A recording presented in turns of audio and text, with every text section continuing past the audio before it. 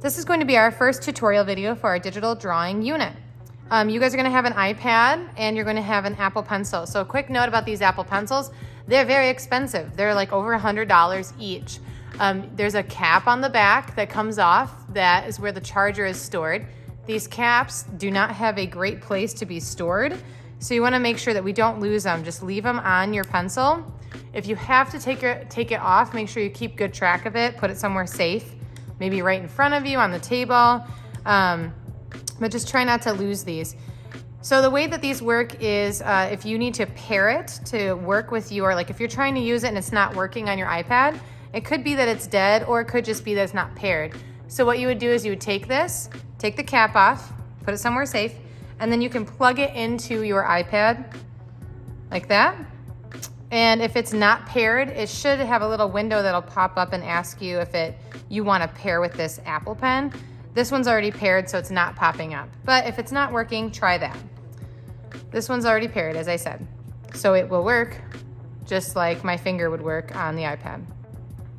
Next thing is, oh yeah, that's what I want to talk about. On the tip of this Apple Pencil, this can break, and I have seen it break before when somebody is being irresponsible.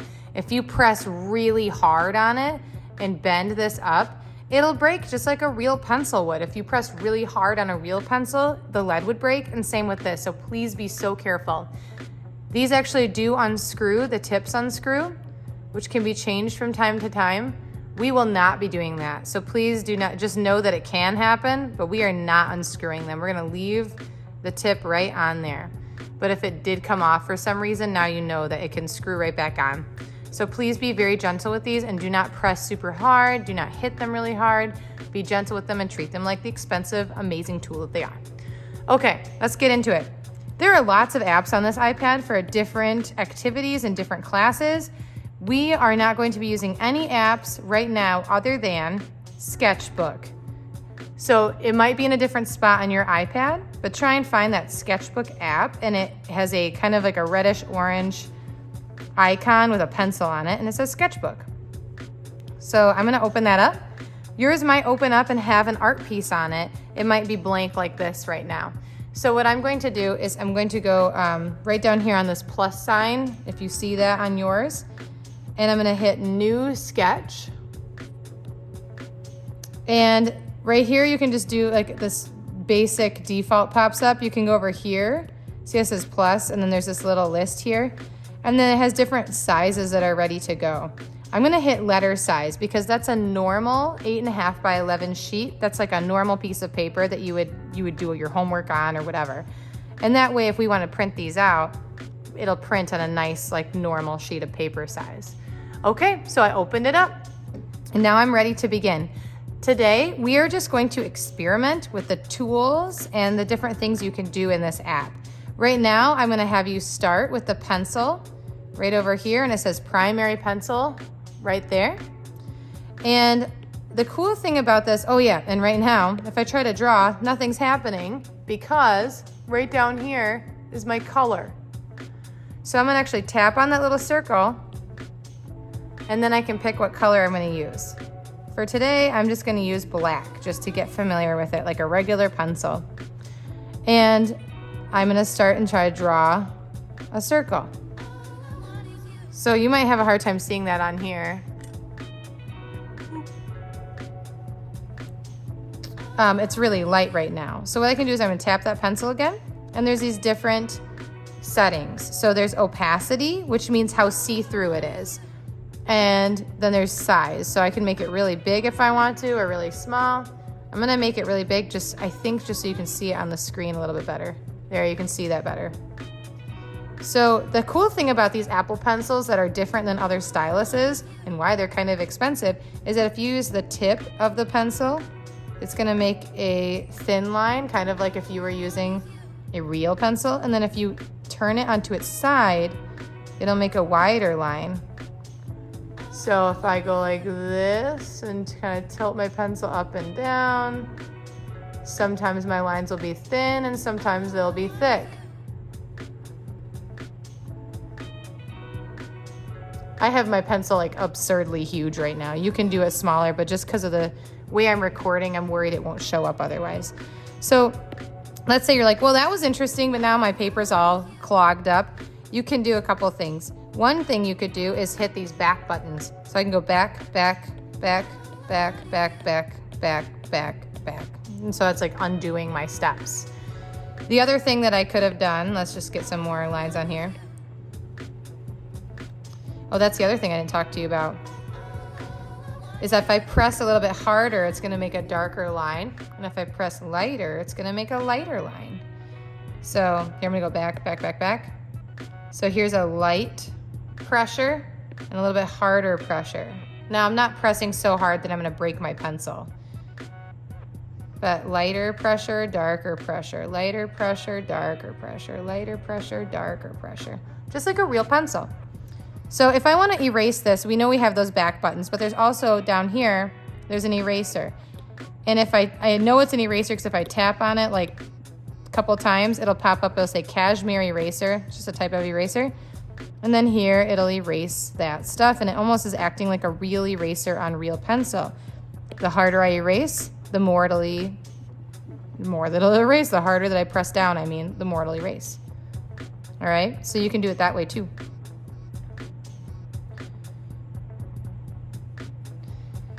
So over here, my tools, this is where today it's just gonna be kind of playing around and experimenting. There's our pencil. If I tap it, like I said, tap it twice to get the information, I can make the size of my pencil smaller or bigger or opacity. Over here, sorry, on this side, if I click over here, this gives me all the tools. So instead of clicking through here, I can kind of scroll through and see all the different possible things. There's textures, there's smudging, there's all sorts of detailed stuff in here. So right now, today, I just want you to play around with the different tools, what they might do. Try out like the big marker and see what happens if you press hard with the marker, press lightly with the marker. It might not do much different because like a real marker, it doesn't matter if you press hard or light, it doesn't do that much of a difference. You can adjust the colors if you want to play around with color changing. I can tap on that marker. Oops. See, now I'm figuring it out too. If I go to that marker again and then go, that's right. So I click on the marker, and then if I go over here, I can do the details. So do I want the wetness of the marker, the flow of the marker, the size of the marker? Those are the basic things. If I click on advanced, there's way more stuff, okay? So there's so many details and so much stuff you can get into with this app that I think today will be a good day to just explore. And just to show you what's possible, I'm gonna go ahead and just do a time-lapse drawing right now so you can see what we can do here.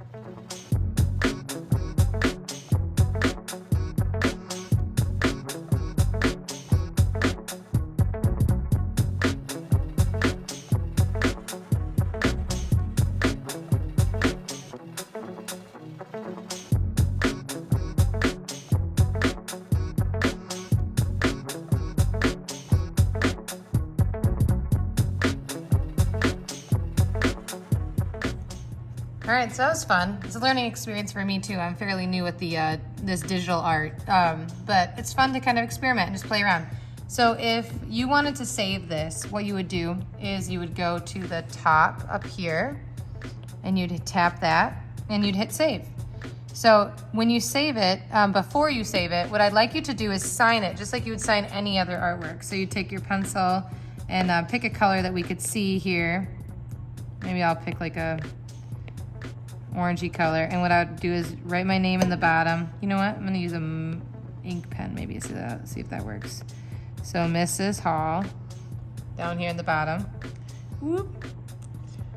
And then I would go to up here and I would hit save.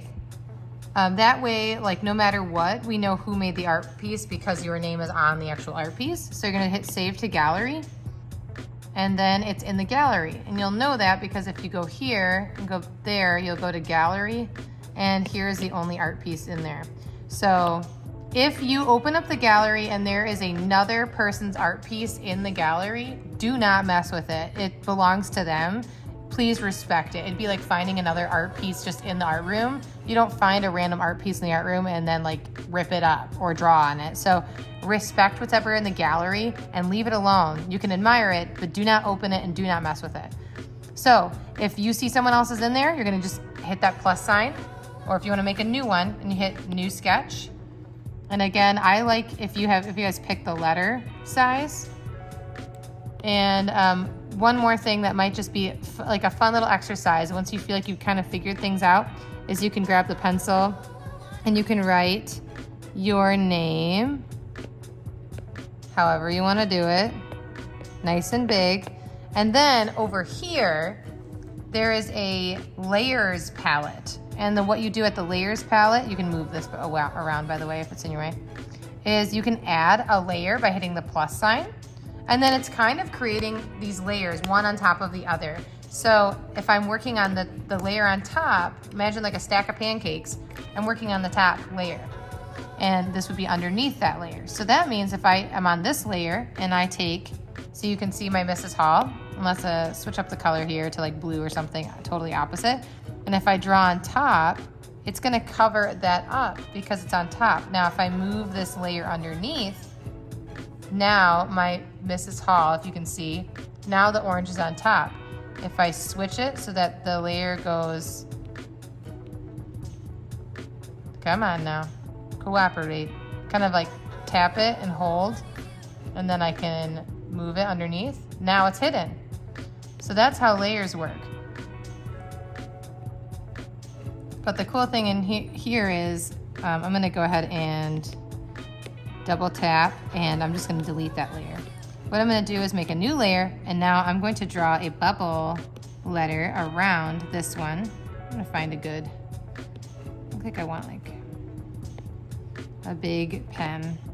So now if I draw a bubble letter around my original letters,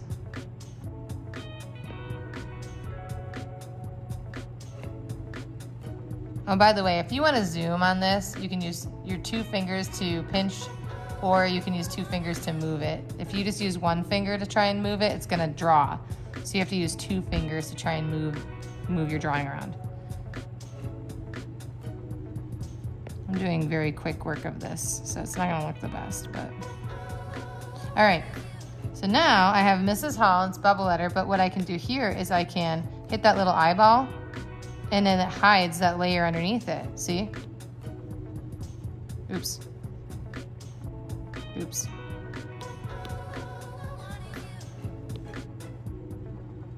Hide. Hide. There we go. So that's how layers can be helpful. You can actually have a sketch underneath, oopsies, and then remove it once you're done using it. So there, I can hide those. If you try to like, this layer is hidden right now, and I tried to like zoom in and out on it, and it kind of got mad at me. You just kind of click off and click back on. That time it worked, so I don't know. Strange. Okay. All right, that's that. That's our first video of our digital drawing unit, and I encourage you to just have fun and experiment for now.